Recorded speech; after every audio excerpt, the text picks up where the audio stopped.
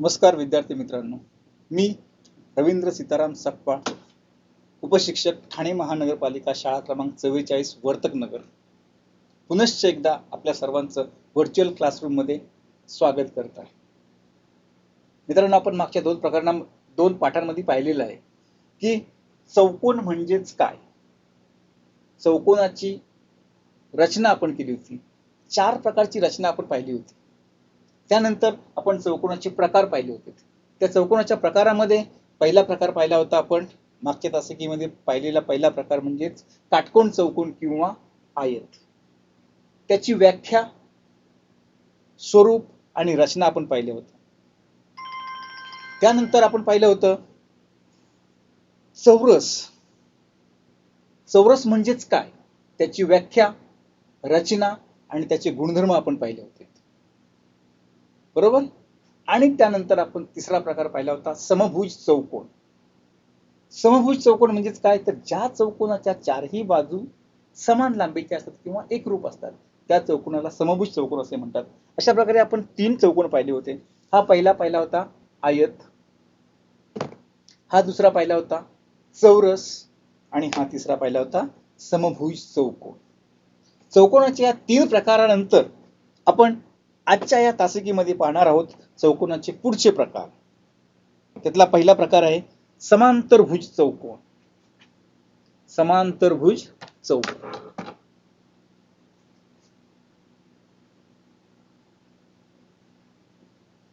समांतरभुज चौकोन.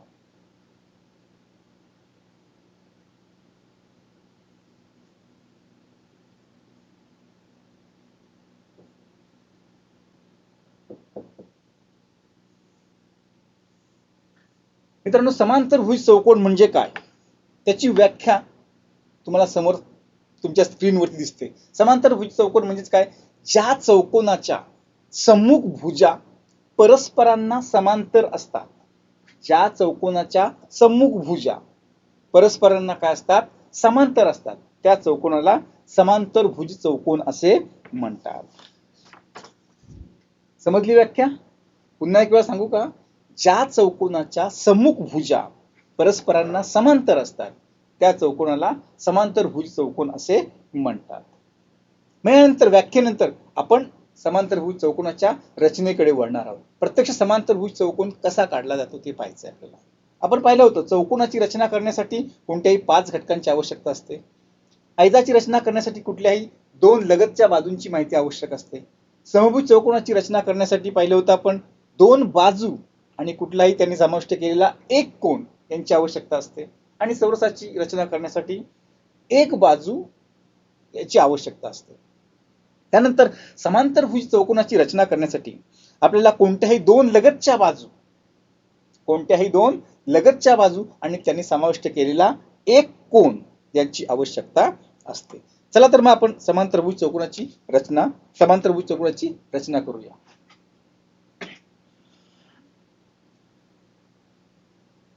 चौकोन ABCD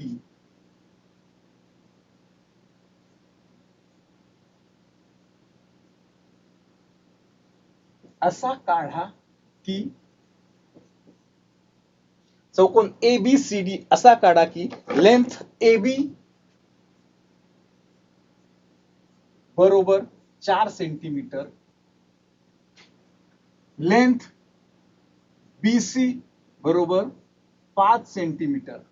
लेंथ AB बरोबर 4 सेंटीमीटर, लेंथ BC बरोबर 5 सेंटीमीटर आणि माप कोन B बरोबर 60 अंश. माप कोन B बरोबर 60 अंश. या मापांच्या सहाय्याने आपल्याला काय करायचे आहे, समांतरभुज चौकोनाची रचना करायची आहे. इथे समांतरभुज चौकोनाचा पाया काय दिलेला आहे, आपण काय धरूया, पाया BC धरूया. पाया तो पाया BC किती आहे, BC बरोबर 5 सेंटीमीटर. हा पाया BC बरोबर 5 सेंटीमीटर. दुसरी बाजू A ही वरती असणार आहे. मग AB ची लांबी किती आहे, 4 सेंटीमीटर. ती काढण्याच्या आधी आपण काय करायचंय, कोन काढायचा आहे. मापकोन बी, मापकोन बी चं माप किती आहे, मापकोन बी बरोबर 60 अंश.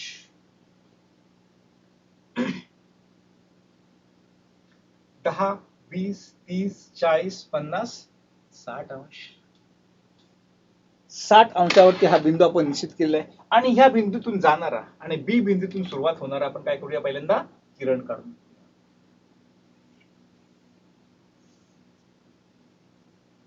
आता ह्या किरणावरती कुठेतरी आपला ए बिंदू असणार आहे. मग तो ए बिंदू काढण्यासाठी एबीच लेंथ, एबीचं माप किती आहे, 4 सेंटीमीटर. पट्टीच्या सहाय्याने, कंपासच्या सहाय्याने आपण आधी काय करूया, ते 4 सेंटीमीटर अंतर निश्चित करून घेऊया. ते आपण किती सेंटीमीटर अंतर घेतलंय, 4 सेंटीमीटर अंतर घेतलंय. बी ला केंद्र मांडलेलं आहे आणि या किरणावरती आपण कुठला आपला बिंदू, ए बिंदू निश्चित केलेला आहे. हा ए बिंदू आहे, बरोबर. आता आपण कुठल्या चौकोनाची रचना करतोय, समांतरभुज चौकोनाची. मग ह्या बाजूची सम्मुख बाजू काय असणार आहे, सारखीच असणार आहे. तिचं अंतर सुद्धा किती असणार आहे, 4 सेंटीमीटर असणार आहे. त्यामुळे कंपास मध्ये एवढं 4 सेंटीमीटर अंतर घ्यायचं आहे. सी ला केंद्र मानायचं आहे आणि इथे एक वरच्या बाजूला चाप काढून घ्यायचा आहे. हा काढला आपण, बरोबर. मग आता हा इथे ह्या चापावरती कुठेतरी आपला चौथा बिंदू डी बिंदू असणार आहे. मग तो डी बिंदू निश्चित करण्यासाठी बीसीचं अंतर किती आहे, 5 सेंटीमीटर. हे 5 सेंटीमीटर अंतर बरोबर आपण काय करायचं, आता कंपास मध्ये घ्यायचं आहे. 5 सेंटीमीटर अंतर कंपास मध्ये घेतल्यानंतर ए ला केंद्र मानायचं आहे. ए ला केंद्र मानायचं आहे आणि त्या चापाला छेदणारा दुसरा चाप काढायचा आहे. झालं. हे दोन चाप एकमेकाला जिथे छेदले तो काय झालेला, आपला डी बिंदू निश्चित झालेला आहे. तो डी बिंदू सी सी आणि ए शी काय करायचा आहे, जोडायचा आहे.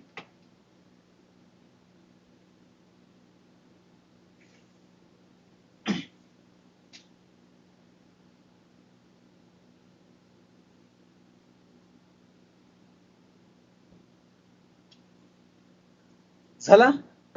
हा आपला समांतरभुज चौकोन A B C D.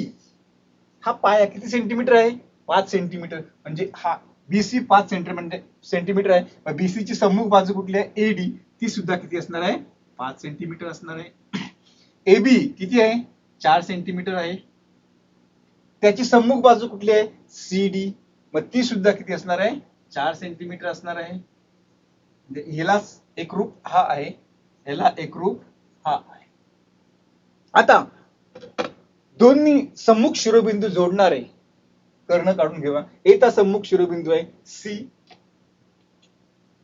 Length AC म्हणजे कर्ण एसी काढून घेऊया. दुसरा कर्ण आहे बीडी, तो आपण जोडून घेऊया.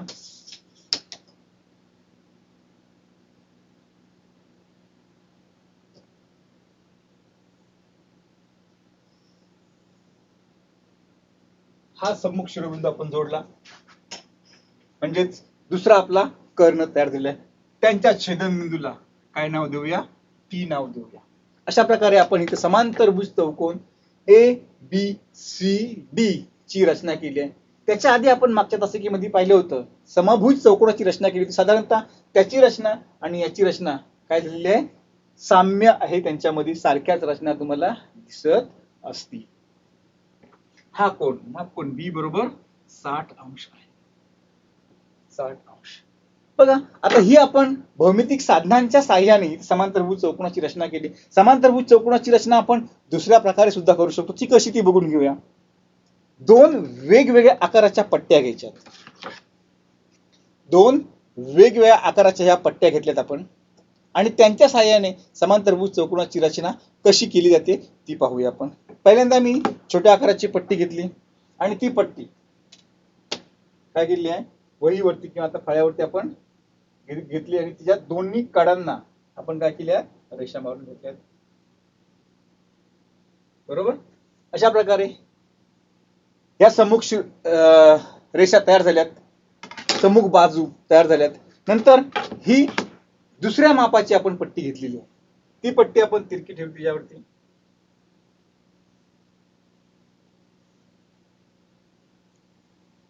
अशा प्रकारे आपण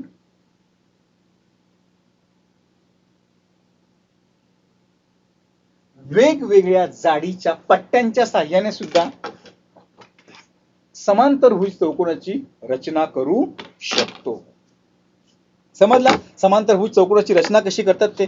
समांतरभुज चौकोनाची रचना केल्यानंतर आपल्याला पुढे पाहायचे समांतरभुज चौकोनाचे गुणधर्म.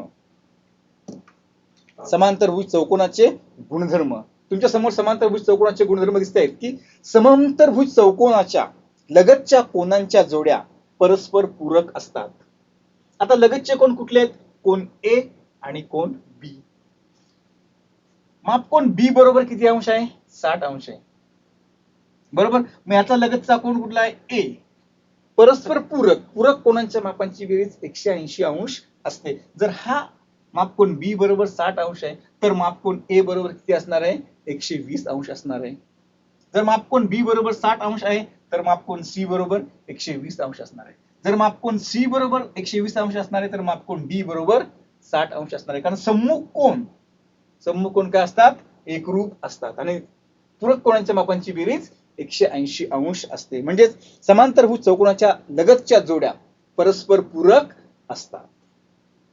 हा समांतरभुज चौकोनाचा पहिला गुणधर्म तुम्हाला स्क्रीनवरती दिसतोय. पुढे बघूया आपण दुसरा गुणधर्म. समांतरभुज चौकोनाच्या सम्मुख कोनांची माप मोजून लिहा. आता मोजले आपण माप, मोजूनच काढलेलं आहे. या कोनाचं माप किती आहे? 60 अंश आहे. बघा 10, 20, 30, 40, 50, 60. त्याचा सम्मुख कोन हा आहे. याचं पण माप बघा 10, 20, 30, 40, 50, 60. बरोबर आहे. हा कोन मोजूया सी. 10, 20, 30, 40, 50, 60, 70, 80, 90, 100, 10, 20, 120 अंश. तसाच हा कोन मोजूया आपण वर. तर या सम्मुख कोन हा मोजूया. 10, 20, 30, 40, 50, 60, 70, 80, 90, 100, 10, 20, 120 अंश. म्हणजेच समांतरभुज चौकोनाच्या सम्मुख कोनांच्या सम्मुख कोनांची मापे समान असतात किंवा समांतरभुज चौकोनाचे सम्मुख कोन कसे असतात? एकरूप असतात. जर हा 60 अंश आहे तर हा सुद्धा 60 अंशाचाच असणार आहे. जर हा 120 अंशाचा असेल तर हा कोन सुद्धा 120 अंशाचाच असणार आहे. म्हणजे समांतरभुज चौकोनाचे सम्मुख कोन एकरूप असतात. हा आपल्याला समांतरभुज चौकोनाचा दुसरा गुणधर्म मिळतोय. समांतरभुज चौकोनाच्या सम्मुख कोनांच्या जोड्यांची माप मोजून घ्या. जोड्या. समांतरभुज चौकोनाच्या सम्मुख जोड्या म्हणजे सम्मुख बाजू. बाजू तर आपण मोजूनच काढल्यात. ही बाजू किती आहे? 4 सेंटीमीटर. त्याची सम्मुख बाजू CD किती आहे? ही पण 4 सेंटीमीटर आहे. BC लेंथ BC बरोबर 5 सेंटीमीटर आहे. लेंथ AD बरोबर किती आहे? 5 सेंटीमीटर आहे. म्हणजे समांतरभुज चौकोनाच्या सम्मुख भुजा समान लांबीच्या असतात. म्हणजेच त्या काय असतात? एकरूप असतात. समांतरभुज चौकोनाच्या सम्मुख भुजा एकरूप असतात. पुढे बघूया समांतरभुज चौकोनाचे कर्ण. या कर्णाची लांबी समजा किती आहे?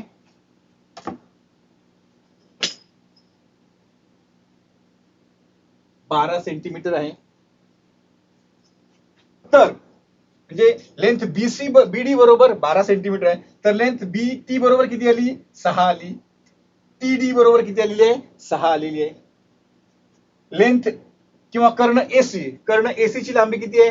8 आहे. 8 तर AT ची लांबी किती आली? 4 आली. TC ची लांबी किती आलेली आहे?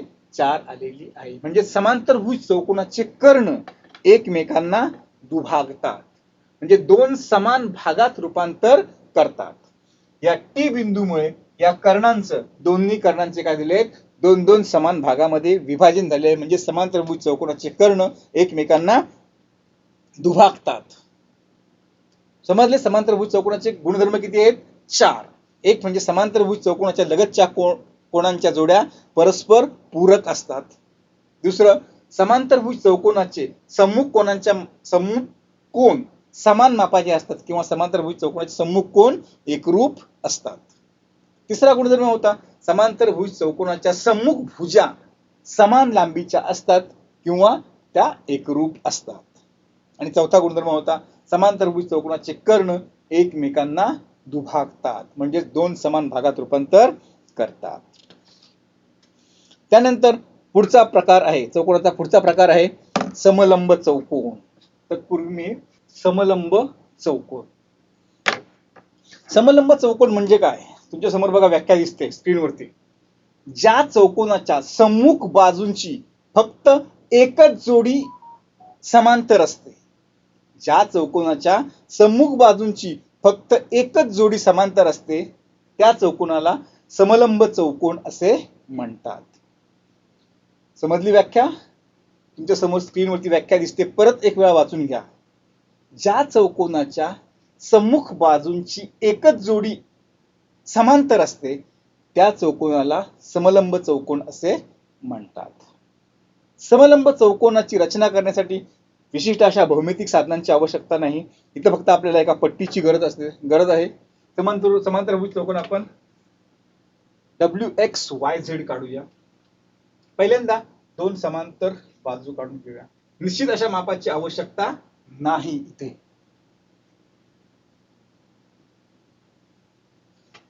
या दोन सम्मुख बाजू काढून घेतल्यात. दुसऱ्या दोन सम्मुख बाजू आपण काढून घेऊया.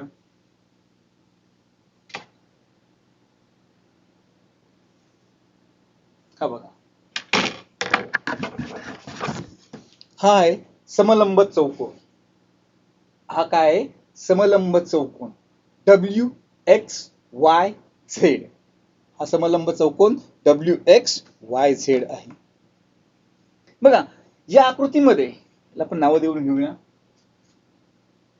WXYZ. विशिष्ट अशा मापाने आपण हा चौकोन काढलेला नाही, त्यामुळे कुठल्याही बाजूला माप लिहिण्याची आवश्यकता इथे नाही. या आकृतीमध्ये बघा रेख WZ आणि रेख XY या दोन रेषा एकमेकींना समांतर आहेत, सम अंतर. ह्या दोन रेषा बघा आपण या बाजूला कितीही वाढवल्यात, या बाजूला कितीही वाढवल्यात तरी त्यांच्यामधलं अंतर कायम काय असणार आहे? समान असणार आहे. त्यांच्यामधलं अंतर कायम सारखं असणार आहे. परंतु ह्या दोन बाजू बघा WX आणि YZ या दोन बाजूवर आपण वाढवत गेलो तर वरती गेल्यानंतर त्याचं अंतर कमी होत जाते आणि एका ठराविक बिंदूवरती त्या एकमेकींना काय होणार आहेत? छेदणार आहेत. त्यामुळे WX आणि YZ ह्या दोन भुजा, त्या दोन बाजू एकमेकींना समांतर नाहीत, फक्त एकच बाजू WZ आणि XY ही एकच जोडी काय आहे? एकमेकांना समांतर आहे. त्यामुळे ह्या चौकोनाला समलंब चौकोन असे म्हणतात. समजले तुम्हाला व्याख्या समलंब चौकोनाची? मग या समांतर रेषांच्या छेदिकेमुळे, आता समांतर रेषा या आहेत WZ आणि XY या दोन समांतर रेषा आहेत आणि यांच्या छेदिका कुठल्या आहेत? WX आणि WZ या छेदिका आहेत. समांतर रेषांच्या छेदिकेमुळे तयार होणाऱ्या आंतरकोनाच्या जोडीतील प्रत्येक कोनाच्या मापाची बेरीज काय असते? 180 अंश असते. आता बघा इथे समांतर रेषा WX आणि YZ यांची छेदिका कुठली आहे? WX ही छेदिका आहे आणि दुसरी छेदिका आहे ZY. समजा जर ह्या कोनाचं माप 70 अंश असेल तर या कोनाचं माप किती अंश येईल? 110 अंश येईल. 110 अंश. कारण आंतरकोनांच्या मापांची बेरीज किती अंश असते? 180 अंश असते. समजा जर ह्या कोनाचं माप 80 अंश असेल तर ह्या कोनाचं माप किती अंश असेल? 100 अंश असणार आहे. म्हणजेच समांतर रेषांच्या छेदिकेमुळे तयार होणाऱ्या आंतरकोनांच्या प्रत्येक जोडीतील कोनांच्या मापांची बेरीज 180 अंश असते. या आकृतीमध्ये कोन W प्लस माप कोन W प्लस माप कोन X is equal to 180 degree म्हणजेच 180 अंश. माप कोन W आणि माप कोन X यांच्या मापांची बेरीज 180 अंश आहे. त्याचप्रमाणे माप कोन Z आणि माप कोन Y या दोघांच्या मापांची बेरीज पण किती येते? 180 अंश येते. म्हणजे एकाच जोडीतील कोनांच्या माप आंतरकोनांच्या मापांची बेरीज 180 अंश येते. त्यामुळे तेच काय आहेत? परस्पर पूरक असतात. इथे जर आपण ह्या दोघांची बेरीज केली तर 180 अंश येते का? नाही. ह्या दोघांची बेरीज केली तर 180 अंश येते का? नाही. त्यामुळे समांतर रेषांच्या छेदिकेमुळे तयार होणाऱ्या आंतरकोनांच्या प्रत्येक जोडीतील कोनांच्या मापांची बेरीज 180 अंश असते. म्हणून मापकोन W प्लस मापकोन X बरोबर 180 अंश आणि मापकोन Y प्लस मापकोन Z बरोबर 180 अंश. म्हणजेच समलंब चौकोनाच्या लगतच्या कोनांच्या 4 पैकी फक्त 2 जोड्या एकरूप असतात. समलंब चौकोनाच्या कोनांच्या 4 जोड्यांपैकी फक्त 2च जोड्या एकरूप असतात. ही जोडी एकरूप आहे आणि ही जोडी एकरूप आहे. 2 जोड्या एकरूप झाल्या. ही जोडी एकरूप आहे का? नाही. ही जोडी एकरूप आहे का? नाही. म्हणजे 4 पैकी फक्त 2 जोड्या एकरूप असतात. हे झालं आपलं समलंब चौकोन. समजलं का समलंब चौकोन तुम्हाला? हा समलंब चौकोन आहे. समलंब चौकोनाची व्याख्या आपण पाहिलेली आहे आणि त्याचा हा एकमेव गुणधर्म आहे, तो पण पाहिलेला आहे. पुढचा आपला भाग आहे चौकोनाचा शेवटचा प्रकार पतंग. तत्पूर्वी मी हे चौकोनाचा शेवटचा प्रकार म्हणजेच पतंग.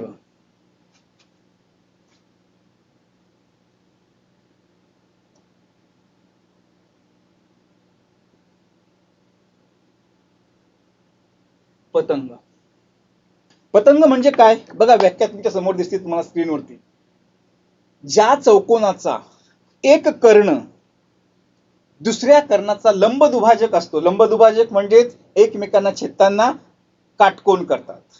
ज्या चौकोनाचा एक कर्ण दुसऱ्या कर्णाचा लंब दुभाजक असतो अशा चौकोनाला पतंग असे म्हणतात. समजली व्याख्या? पुन्हा एक वेळा व्याख्येवरती नजर फिरवा तुम्ही, तोपर्यंत मी उदाहरण लिहून ठेवतोय. चौकोन BARC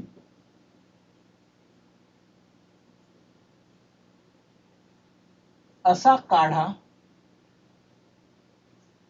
की length BA is equal to length BC बरोबर 4.2 सेंटीमीटर. म्हणजे लेंथ BA आणि लेंथ BC बरोबर 4.2 सेंटीमीटर. म्हणजे या दोन्ही बाजू काय आहेत एकरूप आहेत. नंतर लेंथ AC बरोबर 6 सेंटीमीटर. लेंथ AC बरोबर 6 centimetre. Length AR is equal to length CR बरोबर 5.6 सेंटीमीटर. अशा प्रकारे या माहितीवरून आपल्याला पतंगाची रचना करायची आहे. चौकोन BARC असा काढा की लेंथ BA बरोबर लेंथ BC. या अशा बाजू दोन्ही बाजू काय आहेत एकरूप आहेत बरोबर 4.2 सेंटीमीटर. लेंथ AC हा काय आहे पतंगाचा कर्ण आहे. हा कर्ण किती आहे 6 सेंटीमीटर. नंतर length AR is equal to length CR बरोबर 5.6 सेंटीमीटर. लेंथ AR आणि लेंथ CR त्या खालच्या बाजू आहेत त्या पण दोन्ही काय आहेत एकरूप आहेत. या माहितीवरून आपल्याला पतंगाची रचना करायची आहे. सर्वप्रथम आपण काय करून घेऊया, पाया. कर्ण AC किती सेंटीमीटर आहे 6 सेंटीमीटरचा कर्ण AC काढून घेऊया आपण. हा 6 सेंटीमीटरचा कर्ण आपण AC काढून घेतलेला आहे. AC बरोबर 6 सेंटीमीटर.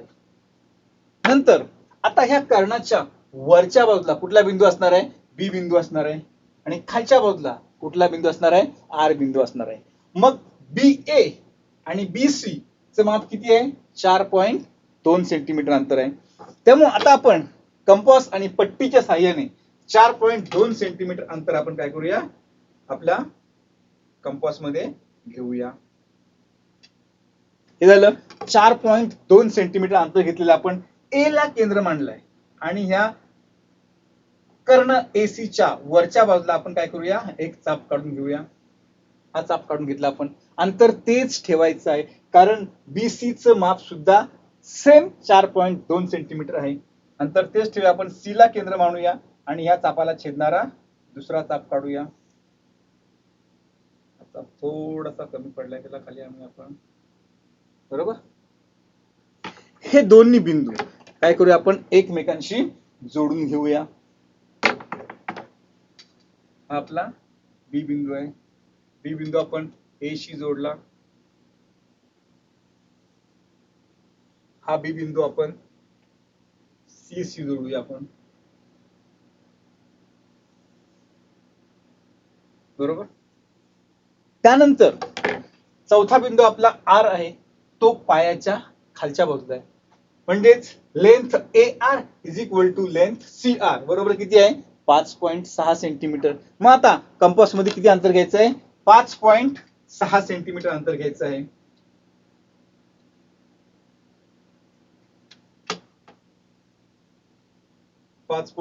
.6 सेंटीमीटर अंतर कंपास मध्ये घेतलेलं आहे.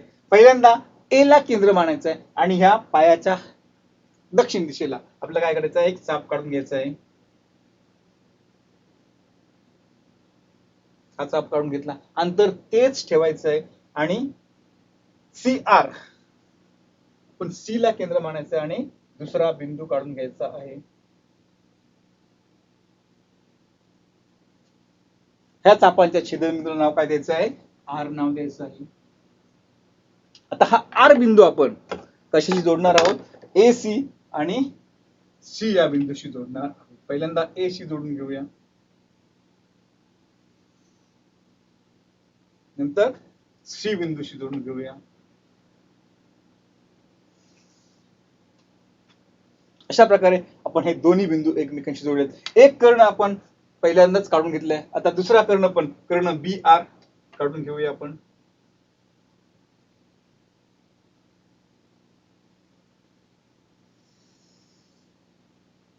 हा बी आर आपण कर्ण काढून घेतलाय. Length A B is equal to length B C बरोबर 4.2 सेंटीमीटर.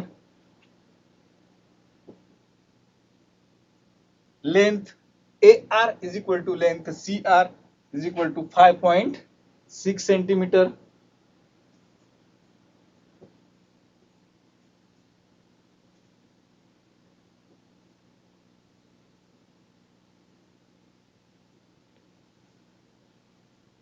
अशा प्रकारे इथे आपण आता काय केलेलं आहे चौकोनाची रचना करून घेतलेली आहे.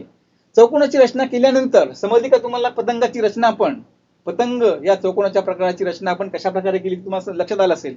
त्यानंतर आपण काय करूया आता पतंगाच्या गुणधर्मांचा अभ्यास करूया. पतंगाचे गुणधर्म.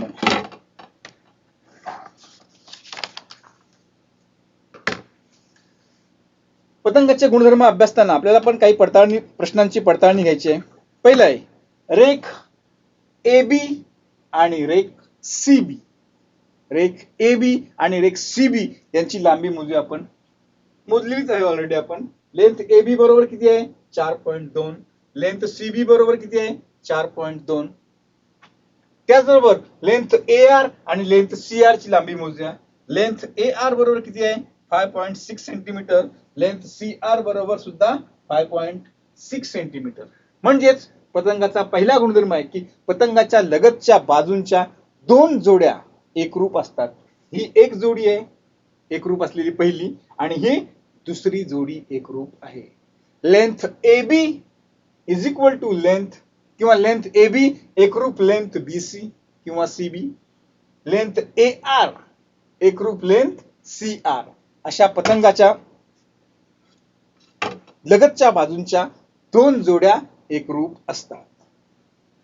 त्यानंतर कोन बी ए आर. कोन B A R B A R कोन बी ए आर म्हणजे हा कोन. नंतर कोन B C R B C R यांचं माप घेऊया आपण. एकरूप आहेत का ते मोजूया. कोन माप घेऊया. कोन बी ए आर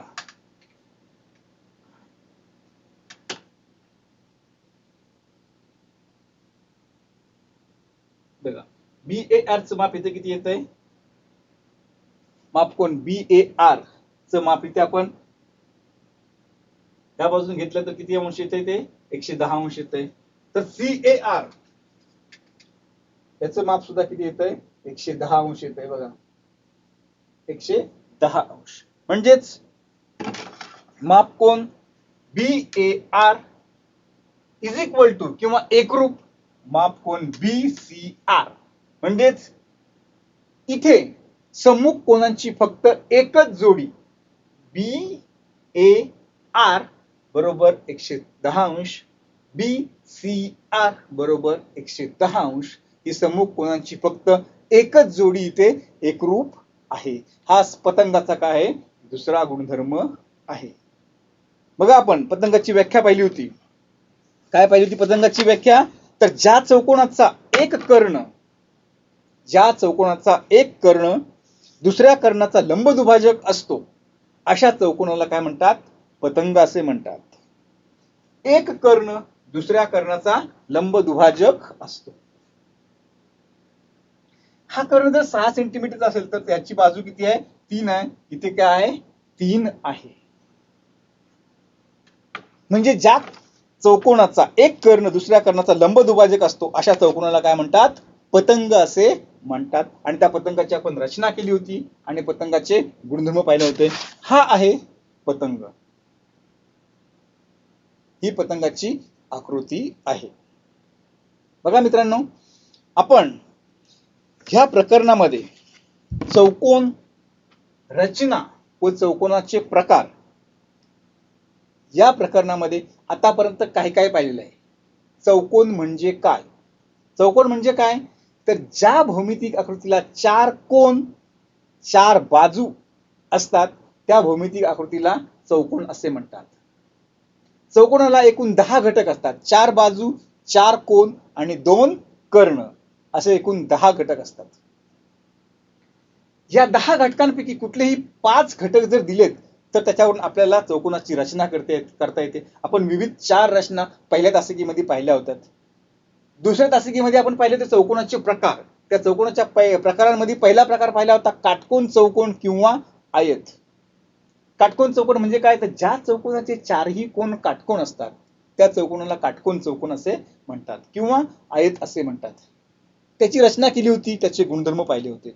दुसरा प्रकार पाहिला होता चौरस. ज्या चौकोनाचे 4ही कोन काटकोन असतात आणि सर्व बाजू एकरूप असतात त्या चौकोनाला चौरस असे म्हणतात. या माहितीवरून आपण चौकोनाची रचना केली होती आणि चौकोनाचे गुणधर्म पाहिले होते. तिसरा प्रकार पाहिला तर समभुज चौकोन. ज्या चौकोनाच्या 4ही बाजू एकरूप असतात त्या चौकोनाला समभुज चौकोन असे म्हणतात. समभुज चौकोनाची रचना केली होती आपण, त्याचे गुणधर्म अभ्यासले होते. आणि या तासिकेला आपण चौकोनाचा चौथा प्रकार समांतरभुज चौकोन पाहिला होता. समांतरभुज चौकोनाची व्याख्या पाहिली होती.